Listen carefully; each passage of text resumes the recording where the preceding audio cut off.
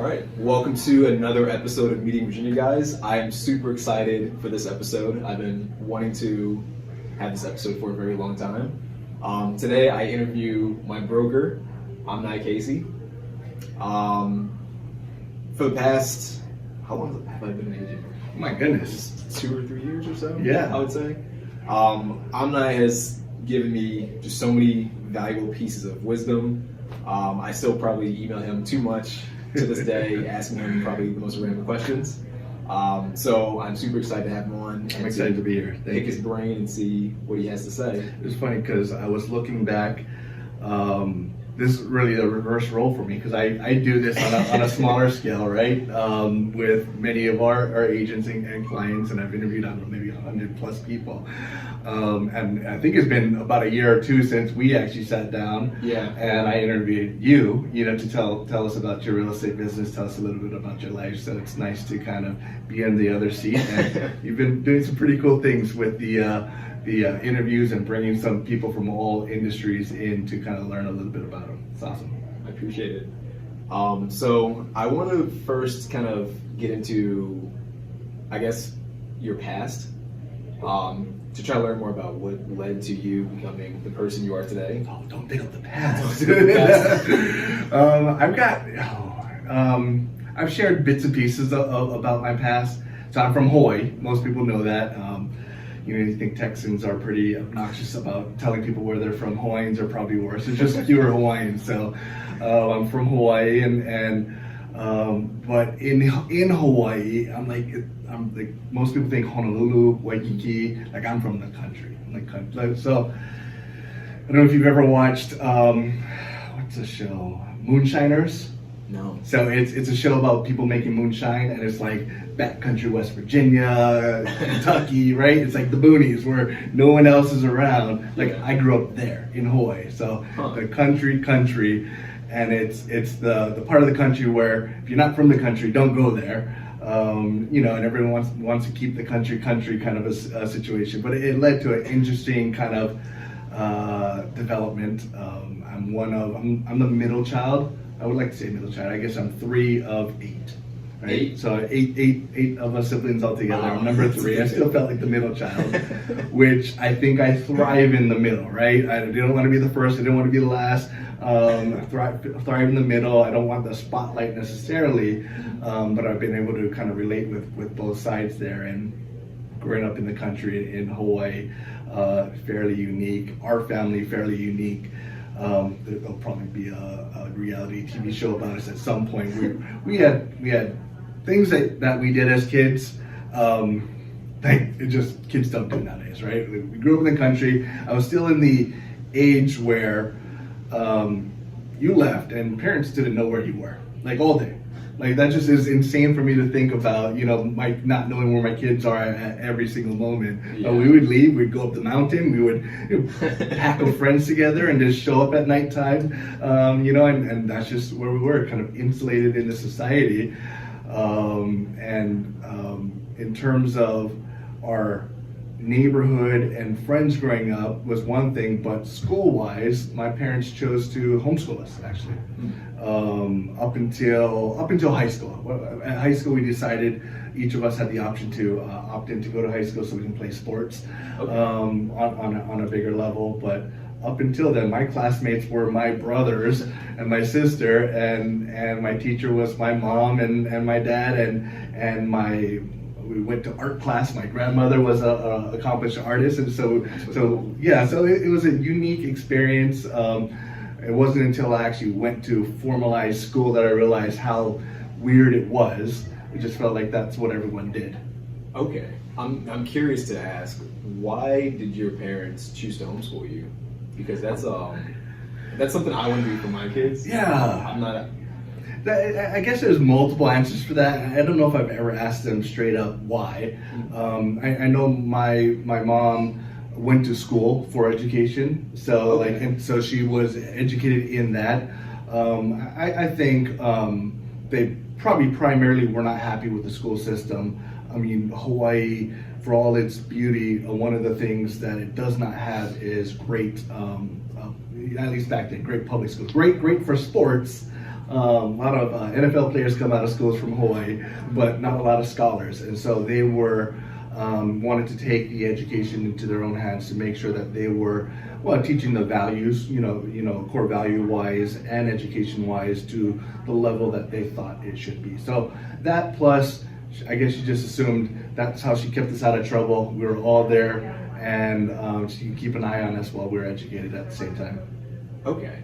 Yeah, I feel like that's a good balance, actually. You get to be homeschooled, but you also get to kind of do your own thing with your siblings. And it was cool because I love the concept. Like we got our assignments like a week in advance. Like we got and it wasn't until later that I found out like some of the things that we were taught.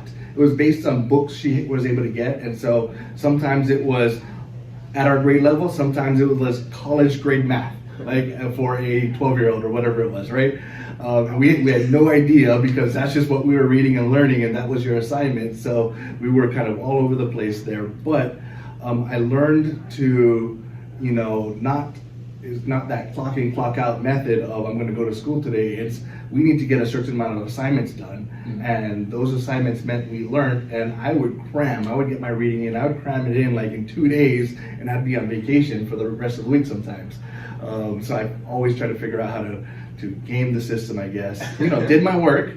I think I learned, during the process, but it was interesting to have that freedom, up until a certain point.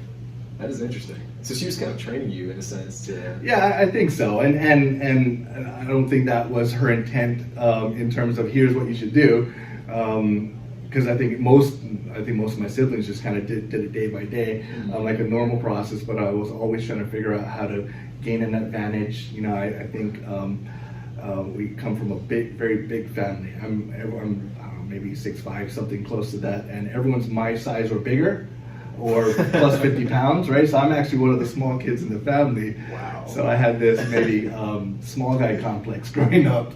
6'5", right? And so I'm always trying to figure, my younger brother, Micah, he's, I don't know, what are you, 6'10", 6 kilos, I don't know, something crazy. And so I think that led to my drive to figure out like, hey, I got to work harder. I've got to be smarter. I've got to do something different just to get an edge. And edge for what? I didn't know, but always trying to get an edge. Wow. It's interesting to hear you say that, just because I guess you can kind of tell on the camera, but he's a very tall person. So. With a small guy complex. Yeah. Okay. So what was the transition like going into high school and now having sort of more formal education? Yeah, it was. I don't think I learned one thing in high school. And I don't know if it's because our high school, that's how low it was, or and we took advanced AP classes and things like that, or we were just so well prepared and we took advanced things at home, maybe. But high school was a breeze. It was, so once again, it's for the academic side. People ask, up until that point, we had a very active social life. So we were part of scouting and activities and sports, so we had like the normal, it was just the actual day-to-day classes where we were a little separated. So that we were able to join our social clubs, our friends, on a more day-to-day basis. So that was fun. But the actual structure of school was probably the most frustrating for me. It was like, why am I here? Like what did we learn today? And so that probably led to me being I don't know if it was a class clown or the wise ass of the group, sometimes, still trying to get the A, but not understanding why we're here, scenario. And my teachers either loved me or they hated me, somewhere along that path. Were you I feel like every class has at least one guy where the teacher's teaching something and the student goes, professor, why do we need to learn this? I was such an irritating student. And now that I'm a teacher of sorts, right? And I can see those who are struggling, like, because everyone's at a different level, right? It's just understanding that we're trying to teach a group and everyone's at a different level. Yeah. And I'm just trying to think, like, why am I here? not understanding that there's no other way. Other than me hiring a personal tutor, there was no other way to get past that. Yeah. And so I feel bad for my teachers. Yeah. Okay, that is very interesting. So I want to move along a little bit and ask about. I have heard from you some stories, and I don't want to misrepresent the story, but at one point you were homeless, if I understand correctly. Well, I had a van. So I'm a risk taker. And at some point, now this is Hawaii, right? So anywhere to live outside or live on the road, Hawaii is probably the place to do it. I don't even know my family knows this, but I've been in and out of our family home for quite a while, growing up through the years. At some point, one of my favorite jobs was I was a salesman at a surf shop, right? And so Surf and Sea, one of the number one surf shops in the world, in terms of popularity, and it's in Hawaii, and I was there, and so I kind of got into that lifestyle of being a surfer, and it's normal to like just sleep at the beach. Yeah. That's just normal. So it's not like being homeless. It's just that's the lifestyle. And at the same time, I was also getting into the mindset, like Robert Kiyosaki, the Rich Dad Poor Dad, right? And trying to become financially free, which kind of took me on my path where I am now.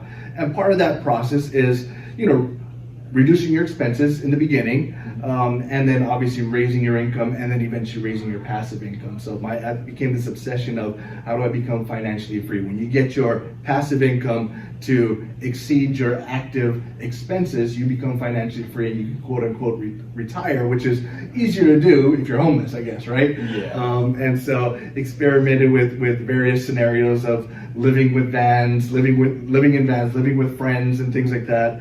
And just kind of becoming obsessed of how can I reduce my expenses sustainably over a long period of time. Realized I couldn't live in a van permanently long time, so it wasn't the right solution. But it allowed me to somewhat detach from like the physical, the needs of like all the stuff we just carry, right? As a kid, we had so much stuff, and I think we're all hoarders at heart. Yeah. And that allowed me to like, all right, let me just leave it, what can fit in here. And so I moved quite a bit after high school, still in Hawaii, just kind of hopping from place to place. And one of those along the way was a van. So wouldn't encourage it to anyone here in Northern Virginia, but if you're in Hawaii, I can tell you all the best van spots there are. So did you do that, I guess, in pursuit of retirement? That was sort of so I don't think, and I don't even like that word retirement, which I use it a lot as well. I don't know if that was my mindset at that time. I think part of it was adventure, part of it was just rebel, and part of it was reducing expenses. Why spend all this money on ridiculous mortgage or rent at this current point in my life, and so maybe it's a combination of those, but it was a conscious decision, and it was a fun one. It's something that I would never allow my kids to do. Never. Very, very terrible idea. We'll just make sure they never see this. That's interesting. I know for my current apartment, I moved out, and my mom likes the apartment I had. And for me to even tell her that I was moving, right, freaked her out. She's like, "You're just get furniture." So that's interesting that you kind of went that route, because I feel like a lot of people would probably kind of chime in and maybe try to prevent you from doing that. Yeah, and being the middle child, I think I got really good at not telling anyone what I did ever, and so I kind of was able to get lost in the shuffle a little bit. Okay. I did not want to stick out, in any scenario, and so I've done so many things without seeking approval or even telling anyone, ahead of time, for good or for bad, and whether that's my own insecurities of not wanting to even have a conversation of disapproval. That's probably what that led to, but adventures, that's what it was. Okay. And so when did you, I guess at what point, you mentioned Robert Kiyosaki, at what point did you sort of get into the Rich Dad Poor Dad sort of mindset and wanting to be financially free or financially dependent, depending on how you want to say it?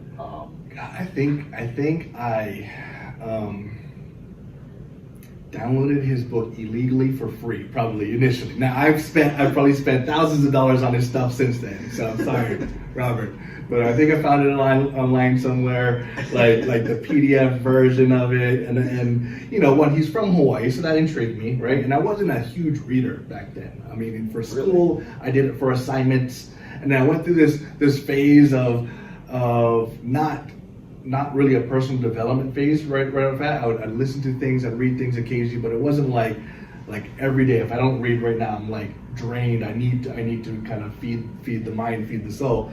And so that was really the jump back into that of, I heard some things about it. It must have been 99, 2000 when the book came out. It was fairly soon after that.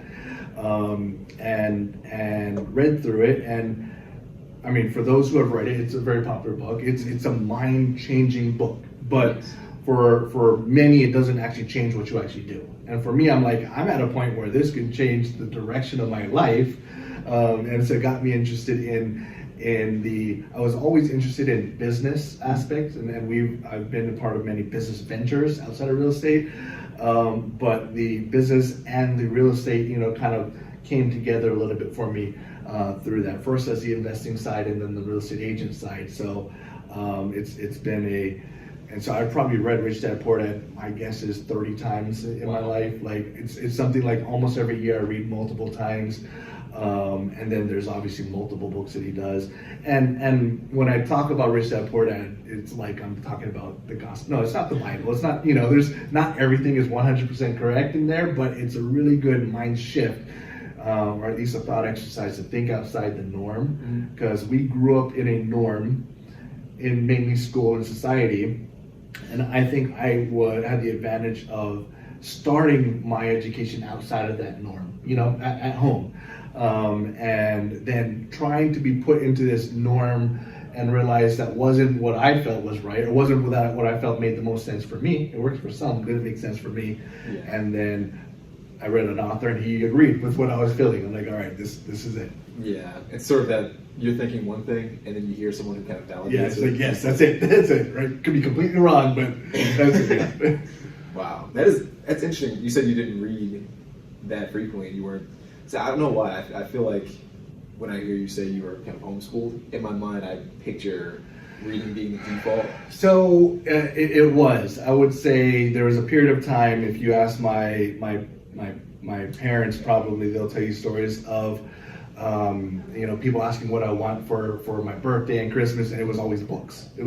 So growing up, I read a lot, and it was like, what were the stories back then? Like Boxcar Children. There was like some series of there's 1,000 books in this series, and once I hooked onto one or two series, everyone just got me that. And I loved it, right? And so. And I don't know if it was in my teenage kind of semi-rebellious stages where I wanted to shed myself from the identity of who I was. And where I kind of stepped away from that for a few years. So I went through this gap of where I wasn't the reader anymore until I became the reader again. And maybe it was just I didn't have the time because I was interested in so many other things. So there's one thing I do want to ask that kind of just, I don't know. You mentioned you were living in the van and you kind of had that idea of financial freedom. Robert Kiyosaki kind of popped in one way or another. I feel like, this is just kind of like my personal opinion, I feel like risk versus security is sort of that. Oh my goodness, there's sort of such a good topic. It's a lot of people I think go more towards security, even when taking a slight risk, or maybe even a big risk, but even taking any risk might. If I could stand on the mountaintop and shout something out, this would probably be one of the topics. It's we can go on for days about this, but yes, your risk versus, I mean, they're polar opposites, right? And it's the more security that we thrive, which we all do, right, to some level, really it limits our potential. It does. And we have to feel uncomfortable. We have to, you work out quite a bit, right? And so it's really going outside of your comfort level, getting to the point of it hurts before it actually starts to make sense, right? So that risk versus security. I think luckily I found my wife, who's probably the polar opposite of who I am in every way there is. Like, if you just understand who I am, just think the exact opposite. That's who my wife is, and which is great because she counterbalances. I say if I never met her, I'd probably be either like the most successful businessman, richest man in the world, or I'd be dead in jail, or one of those two, right? Like, it's going to be one of those, because I was going to take every single risk and jump, like, without looking, build my parachute on the way down. And she's like, no, we got to map the questions first, and she'll look at every element of the route first and ask about it before we even leave the house. And so it's, you know, from the adventure side, was a little frustrating, but I see the balance that she's been able to bring, and in the most recent years, bring her on into the business and the investing side, and she's been an asset, you know, that side as well. Okay, that is very interesting. But back to your initial point, you have to take risks. Mm-hmm. If you can figure out how to educate yourself and calculate those risks and minimize them or hedge against the risks while still taking those risks, then your reward is so much more, and it's just training yourself to be outside of your comfort zone just a little bit more every single day. Back before I even got into real estate, so I was lucky enough to find a mentor in Hawaii who was willing to take me under his wing and help with real estate investing. And I was the grunt guy. I found the deals. I did the manual labor type of things, and you know, got into the investing side of things. Now, fixing and flipping, that's exciting, and that's what I usually advertise about. But really, the passive income, buying and holding rental properties, is by far the most important thing, because capital gains, you're taxed on that, and it's a one-time shot. And no matter who we are, we get a bunch of money, we spend a bunch of money, right? You make a lot more money, you're gonna spend a lot more money, but the passive income to offset that income is extremely important. So that's kind of been my pursuit, and it's always been how to attain enough passive income, either through business or rentals, to offset what the expenses are. Now, the more kids you have, the more the bigger house, you know, that you get, those expenses can tend to keep going up. But yes, I got to a point where we were financially free, or at least to the point where we were comfortable, and we're always using that to the point of how do we get to the next level of investments, or at this point, legacy and impact. So that's what I've been obsessed about, is teaching people financial freedom. And it's funny, you mentioned living in the van. So I wrote this book. I know you wrote a book, and I never published it, and I don't think I ever will. I keep talking about this book that will never come out, because maybe I'm too much of a perfectionist. Because I think in bullet points, so the book is like literally in bullet points, and I'm trying to put this story around it, which is my story. And I don't like telling my story, so I'm trying to come up with this fictional characters to kind of tell this story. But anyways, my first chapter originally was called Living Under a Bridge, which, you know, talks about getting rid of your housing payment, talks about this concept of living in your van, which probably doesn't go over that well. So I changed it to just getting rid of your housing payment, living for free, right? And it's the concept of house hacking, which you know, we've talked about quite extensively. The concept of having investment properties offsetting your rent or your mortgage, or the concept of living like a vagabond, living like you know, on people's couches for as long as you can, until you get to the point of stability there. So that's kind of part of that process there, and I don't encourage everyone to go live under a bridge or live in a van, but understanding how do we reduce one of your biggest expenses, right? Which is your housing expense, whether it's rent or mortgage. How do we get that down to zero? And clearly, living under a bridge is an easy way to do that, but that's not realistic for most people. Yeah. We just helped, and we've been doing this a lot this year. We helped a client, been in their home for 5 or 6 years or so, no real upgrades, but because of the appreciation they saw in the home here in Loudoun County, they were able to refinance, pull out, let's say close to $160,000 or something in that range, but because of the lower interest rate, keep their payment almost exactly the same, right? So same payment that they had before, Now they had $160,000. So the problem is, a lot of people did that when the prices were going up the first time around, and everyone went and bought boats, and everyone went and bought, dumb things like fancy cars or whatever. Liabilities, right? Versus assets. And if you can use this gift that the market gave you, right? We didn't earn that equity. We didn't, right? So the gift that the market gave you to buy assets that produce income, that offset the cost of that loan and some, then that is one way to become, get rid of your housing payment. Maybe you're not financially free, but getting rid of your housing payment. So in this scenario, they're able to use that as a down payment to buy a really good cash flowing investment property. The positive cash flow on top of that property is probably in the realm of $4,000 to $5,000 a month. And so cash flow from the property they bought was $4,000 to $5,000. Yes. Wow. And so what they're getting from that cash flow more than covers the expenses of that property, their entire mortgage. So now they're living for free, right? And so there's creative ways to do that, and obviously this is one that if you time it right in the market, you take advantage of low interest rates, you take advantage of the high equity that we're seeing. In a down market, you can't do this strategy, but there's other strategies you can do. So it's figuring out, how do I get to that point?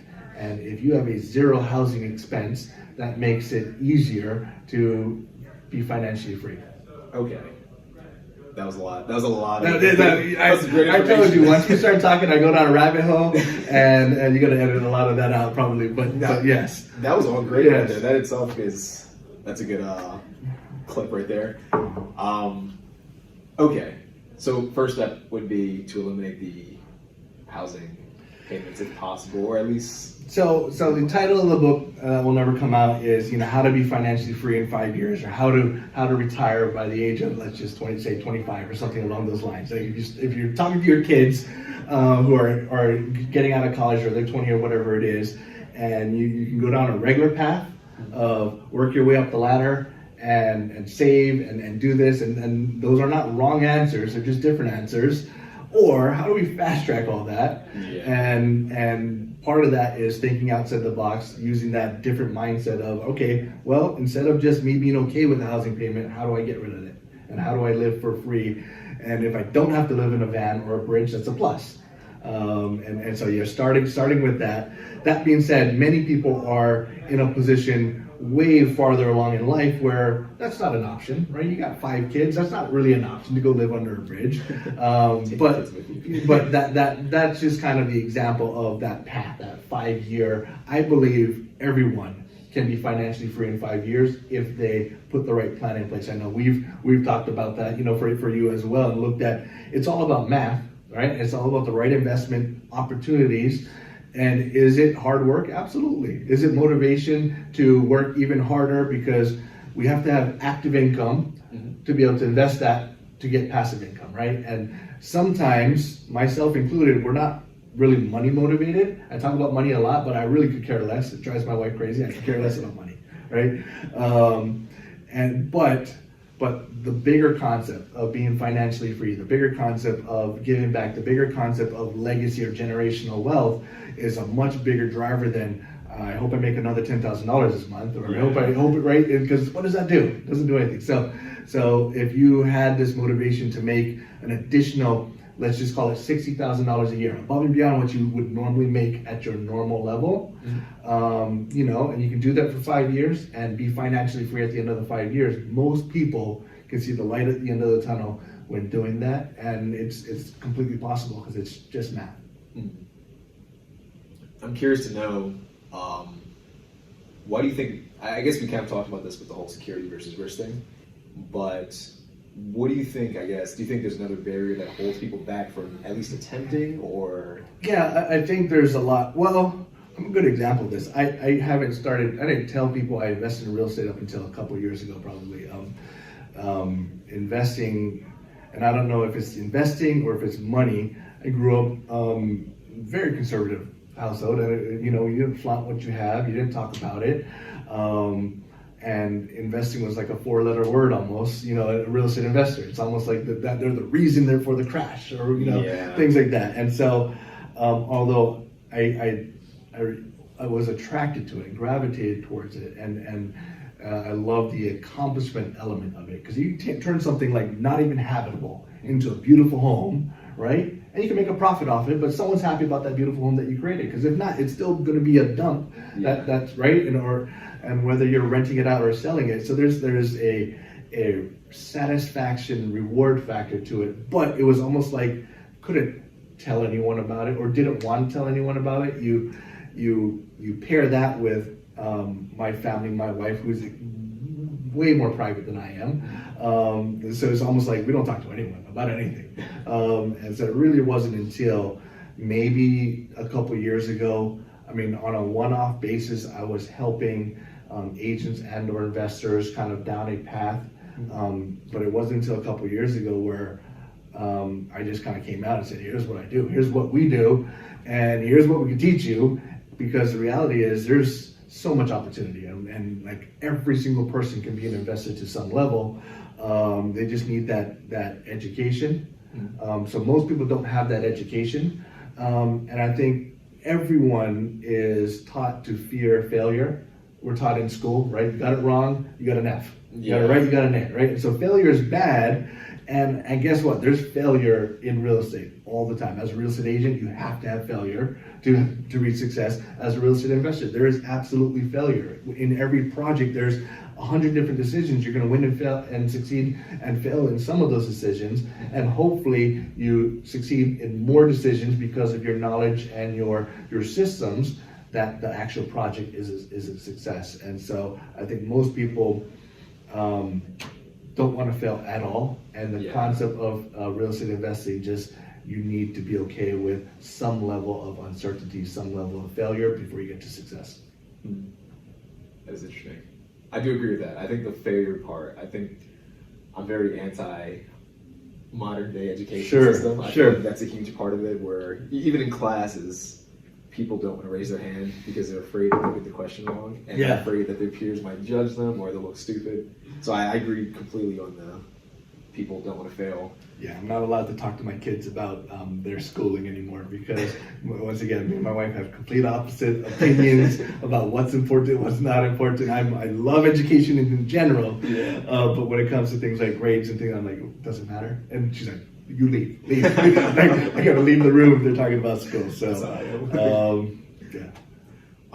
so I'm curious to know your thoughts on this, because I would say at least a decent part of real estate investing, and real estate maybe in general, comes down to maybe some taxes. And I know that's some things people like, some things that people are attracted to in real estate, tax write-offs, or sort of navigating that. From what I've seen recently, there's this thing where I guess people think writing things off is unethical, or some people even think it's downright illegal, which I'm not sure how they... Well, obviously that was politicized over the last couple of years, right? There's which is funny. No one in their right mind should pay more taxes than they need to legally, right? I don't think anyone should avoid paying taxes illegally, because we need people to be tax-paying citizens in our society. That's how we survive. But I've never met one person that said, I need to pay $10,000, but you know what? I wrote my check for $15 just because I wanted to. I'm such a patriot. I want to give them $15. There's not one single person that's ever done that, right? And so it's just a level of education or understanding that specialty that might, with the right preparation, allow you to legally need to pay less taxes. And so I'm not an expert on that by any means. I hire somebody, pay someone a lot of money every single year because they save me more than that money in taxes and asset protection and things like that. So I do believe business owners, investors get a bad rap because absolutely, they are able to legally pay less taxes, but in most cases, they're stimulating the economy more than the average single person is. Every time you buy and sell a home, you fix it up. There's contractors, there's agents, there's a new buyer. There's so many things that happen in that lead to income and lead to more taxes being paid by other people, as part of that process. So the process of the business that you might be saving on taxes is generating more taxes for the economy. Once again, there's too many people that do game the system and illegally don't pay taxes. I believe in paying every cent that you need to, but hire somebody really good to make sure that you're not overpaying by anything. Yeah. And that lets you do more for other people anyway. You have more money to spend for philanthropy. And whatever your passion is, which will change over time, and the concept of tax, like in real estate specifically, right? The tax benefits in real estate. And I remember when people just like advisors said, you need a tax shelter. And it was almost like, go buy a bad investment because you need a tax shelter. You're making too much money and you need to shelter your right? And which was like the stupidest reason to buy real estate is a tax shelter, right? Is that an advantage? Absolutely. But that is like not even number 1, 2, 3, 4 on the list of why you buy it. That's the icing on the top of the cake, right? Just like appreciation is icing on top of the cake, but that's not why you buy, investments. And too many people kind of, were forced into real estate, maybe even real estate investing from someone not in real estate saying, you need to do this because of this, because of appreciation or because of the tax advantage or whatever it is.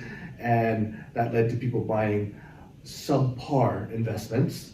And when the market turned a little bit, those subpar investments now were costing them too much money to hold on to. That tax advantage was not relevant because their business wasn't making as much money as it was in the past, right? So it led to a downfall of a lot of investors jumping ship on their investment properties, unfortunately, and it's because they bought it for the wrong reason.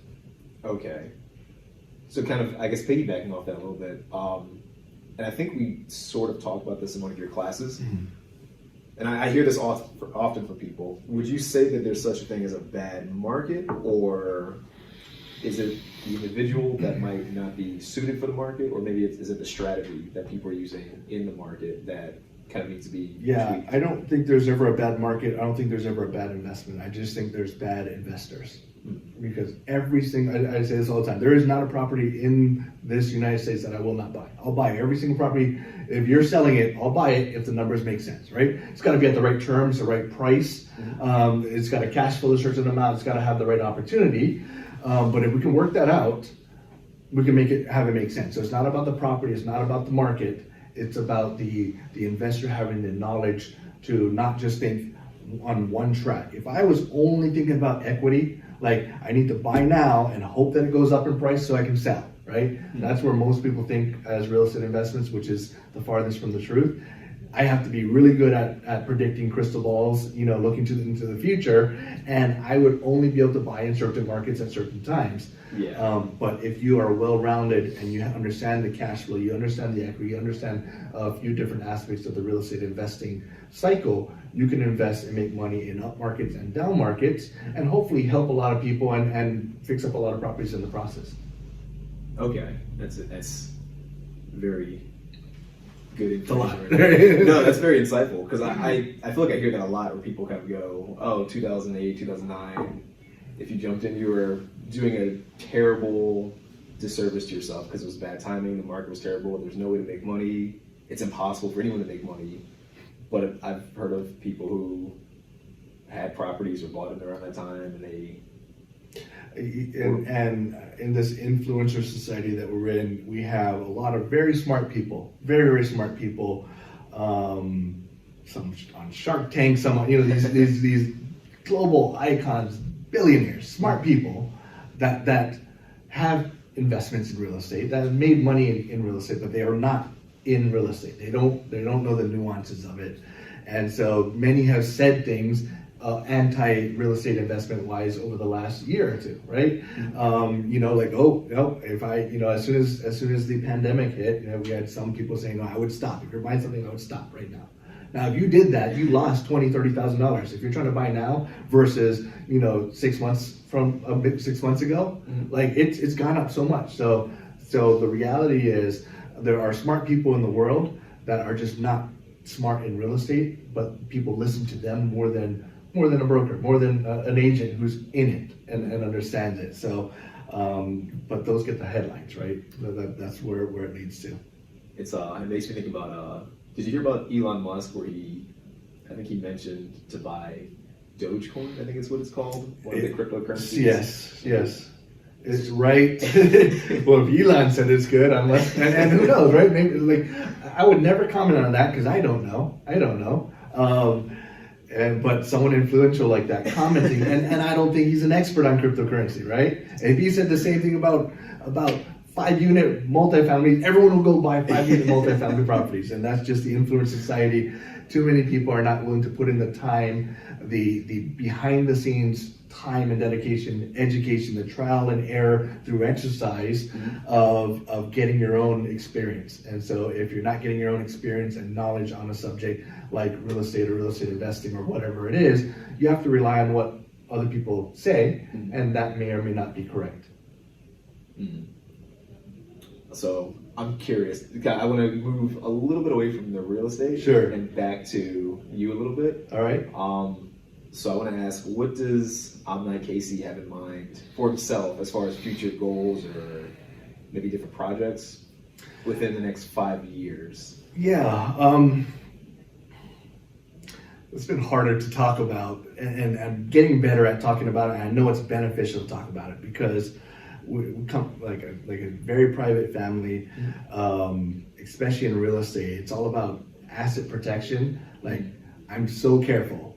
My name is on nothing. Like an LLC owns it, that's owned by an LLC. Like, and I've got reasons why, right? And maybe it's distrust of society in general. I grew up, right? I mean, so maybe too much information, but growing up, one of the most impactful things that happened to me and our family is, so we built this beautiful home. It was like, I don't know, right now it'd be like $3 million, in Hawaii on a ledge, ocean view. And built it from ground up. My dad owned his own construction company, so we from our hands, right? And he had his own business through various things of this is my 8 or 9 year old mind interpreting what I heard back then, and never really talking about it with my parents, so they might tell me it's a little bit different. But it sounds like there was someone in his business that handled money that was a crook. Right, and my dad's like the most honest guy I know. He's like one of the guys that I look up to in terms of integrity and business, and but he had a business that was failing or did fail because of someone that he trusted and lawsuits that were involved. And one of the collateral damages was our home, and so we actually got foreclosed on. So I went through this process of a very long, drawn-out process of a foreclosure or bankruptcy, or one of those two things. I should know that I'm in real estate, but and then we built again. We moved on and fine, but just realizing, that kind of put me down this path of protection, asset protection, and owning real estate makes you a target. Owning a lot of real estate makes you a really big target, and so we early on connected with really good nationwide attorneys and accountants to help us kind of put a strategy in place to make sure that we're not overexposing our liability.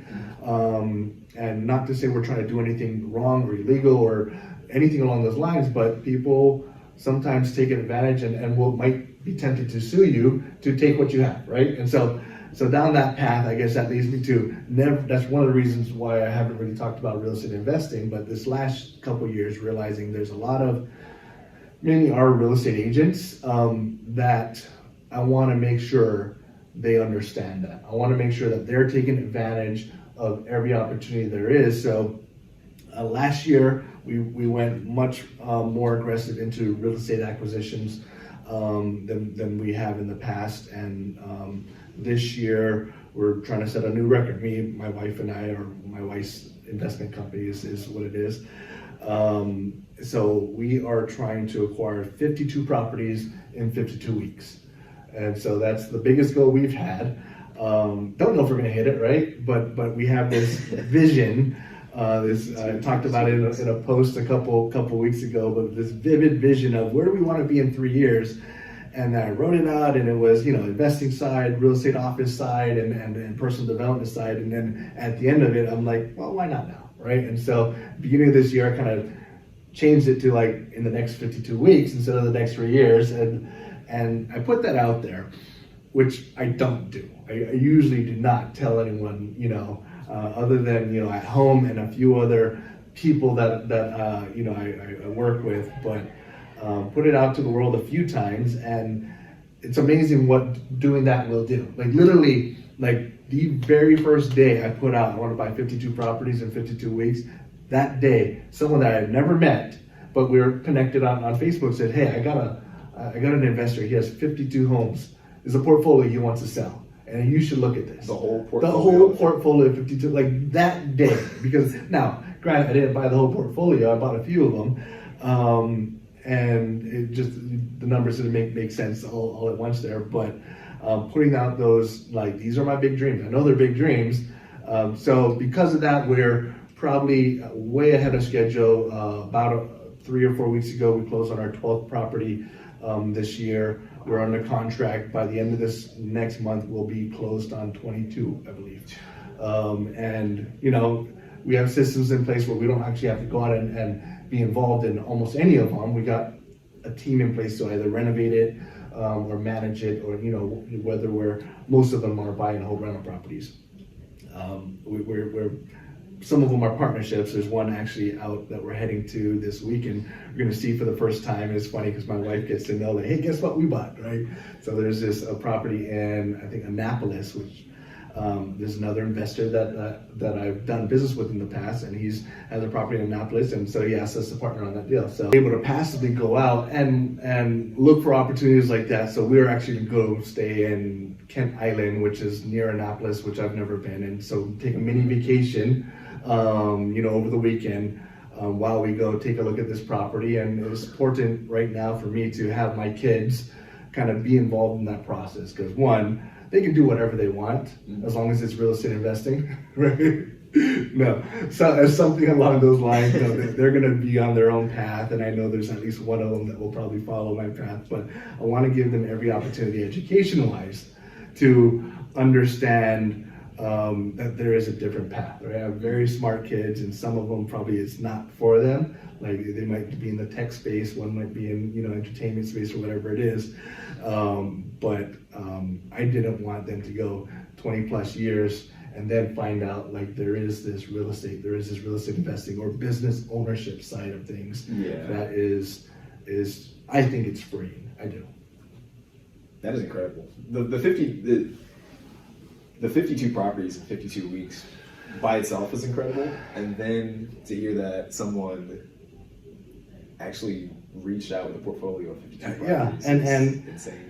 And I should put more out. Almost every time I put a post out, I usually get contacted by 10 or 15 people behind the scenes, send me a message of, hey, we should do something, or I got this, and so I don't know how much I make every time I put out a post out there, but it should be more often. I do it maybe once a month. And it's one of my 5 big goals this year. So it's all about the 1 per week, 52. So I want to read 1 new book a week. Mm-hmm. So 52 books in 52 weeks, buy 52 properties in 52 weeks. Want to grow our team this year. So focus on bringing on 52 new agents to our office in 52 weeks this year. I want to help 52 new investors. So I work with a lot of experienced investors, which is great, but there's nothing more rewarding than helping someone with their first investment property, especially if it's on a path to many. Mm-hmm. So trying to help these property investment newbies, 52 of them this year, and then I want to sit down and analyze and give 52 people or 52 families this financial freedom through real estate investing path. Mm-hmm. 52 of those this year. So 1 per week. So I have 5 things I got to do every single week. If I do those 5 things, I'm done. Sometimes you don't see me on Fridays because I did those 5 things and I'm done for that week. When you say the financial freedom path, is that the book or is that something? No, so that's similar to what we talked about maybe a while ago of my life is on a spreadsheet, right? Everything, I have a spreadsheet for everything. And so it's the investment cash flow snowball effect, right? The compound interest in real estate investing, and understanding that you can use that strategically to get to financial freedom much quicker than almost any other aspect out there. We just need to know the numbers, right? How many years do you want to retire? If it's 3 years, 4 years, 5 years, okay. How much money do you set aside for retirement right now? How much would you be willing to set aside for retirement if you wanted to fast track your retirement to 3 or 4 or 5 years. And then we're looking at what sort of investments are we looking at, and most people start out thinking this is an investment property, and after they sit down with me, they realize that's not an investment property, so it's something different. And so it's kind of an education session. It's kind of a crash course in what I want everyone to know. And then it's like, let's break down the numbers. If you do this every single year for the next 3 years, 4 years, 5 years, and don't take the money out and spend it, you keep reinvesting it in real estate, the right type of real estate, then at the end of 5 years, you have $100,000 in passive income. You have 200, whatever it is, whatever your goal is, there's a math equation to get there. And it's just, I have the spreadsheet to help us figure that math out quicker. So sitting down with someone, so we're in week 12 when we're recording this. I think I've met with 20 people so far this year, so we're ahead of schedule in there. So hopefully by July or August, I hit all my goals. You won't see me for the rest of the year. All right. Well, this has been a fantastic interview. There's more that I want to ask, but my camera is giving me like, I don't think we've been recording for like half an hour. I think it just cut off, right? Hopefully we get all the best stuff now. But I guess before we close out, is there anything that I may have missed that you want to share with the viewers? No, I think we're in a very skeptical society. Like, the number one reason, like when I sit down and help someone with an investment property, or I help someone with this financial freedom plan, everyone's like, what's in it for you? Like, I don't get paid for this, right? Like, this is my passion. I do it on my lunch breaks, my weekends. I wake up like at 4 a.m. to do nothing but think about this, right? And so it's like, what's in it for you? But the more they ask, they're like, okay, I think I'm at a point where I do want, like, legacy is important. So it is, I think I'm trying to figure out a way to have the biggest impact in a non-traditional way. There's so many good causes out there. There's so many things, and we as a team have been involved in, but beyond that, what is something that I'm good at, that I'm passionate about, that I can also relay that to and kind of create this legacy? I look at, I don't know whether it's like a hippie theory, but like our entire universe, our entire community is like, we're connected, right? There's energy, there's I don't know, watching this, you roll your eyes, but I believe that. I feel the same way. I believe there's energy, and I believe like if you can just weave your energy in and out of as many people's lives as possible. Like, it's almost like we're on this, maybe not a fabric, maybe it's a quilt, right? And there's holes in the quilt, there's patchwork that needs to be done, but if you weave in and out of many people, you're gonna build this quilt around you that's just strong, like just solid. Yeah. And it absolutely does benefit you. I know it benefits my family. I know absolutely every single person I help, I know it benefits my family. But I love doing it in the process. So it's figuring out what's your passion and how do you weave your passion in and out of the lives of other people so it benefits them, not you.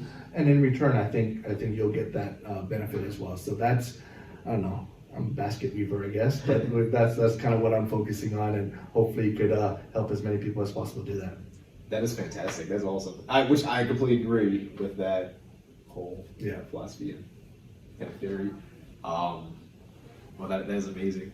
I appreciate you being on the show, Omni. Sure. For anyone watching, what's the best place they can find you online? Oh, absolutely TikTok. TikTok? No. Oh.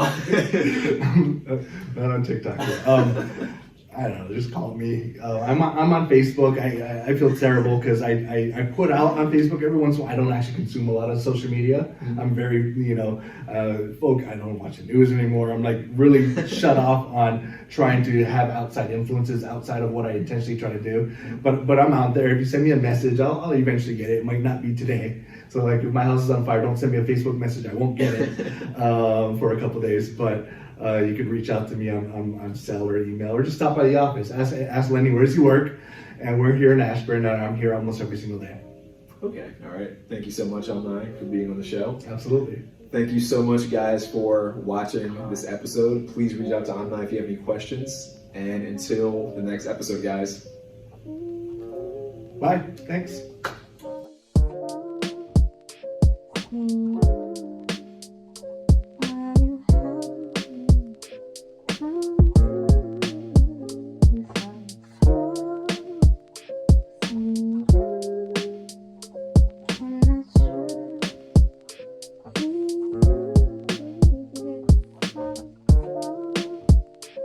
Hmm.